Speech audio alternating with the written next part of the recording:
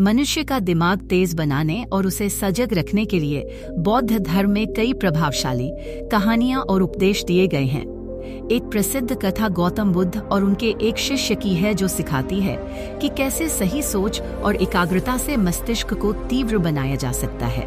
कहानी, एक दिन गौतम बुद्ध का एक शिष्य उनके पास आया और उसने बुद्ध से पूछा, भगवान, मेरा दिमाग धीमा है, मुझे कोई उपाय बताएं जिससे मेरा मस्तिष्क तेज हो जाए और मैं हर चीज को समझ सकूं।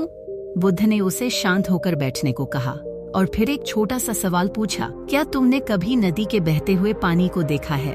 शिष्य ने कहा, हाँ भगवान, नदी का पानी लगातार बहता है। बुद्ध ने मुस्कुराते हुए कहा, बिल्कुल, और उस बहते पानी में गंदगी और कूड़ा कचरा भी बहता रहता है, परंतु जब हम एक जगह बांध बनाते हैं तो पानी रुक जाता है और धीरे धीरे वह गंदगी निचले हिस्से में जम जाती है। इसी प्रकार हमारा मन भी हर समय विचारों में उलझा रहता है।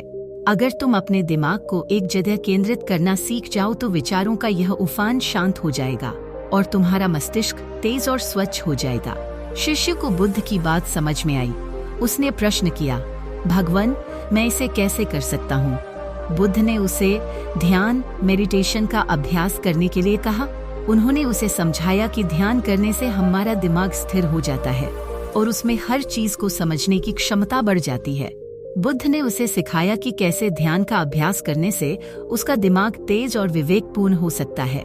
शिष्य ने ध्यान का अभ्यास किया और कुछ महीनों में उसने पाया कि उसका मस्तिष्क पहले से अधिक तेज और शांत हो गया है। उसे हर बात जल्दी समझ में आने लगी और उसकी एकाग्रता भी बढ़ गई। कहानी से यह सीख मिलती है कि दिमाग को तेज बनाने का सबसे सरल और प्रभावी तरीका है एकाग्रता और ध्यान। ध्यान से हम अपने मन को शांत कर सकते हैं और अपनी बौद्धिक क्षमताओं को बढ़ा सकते हैं।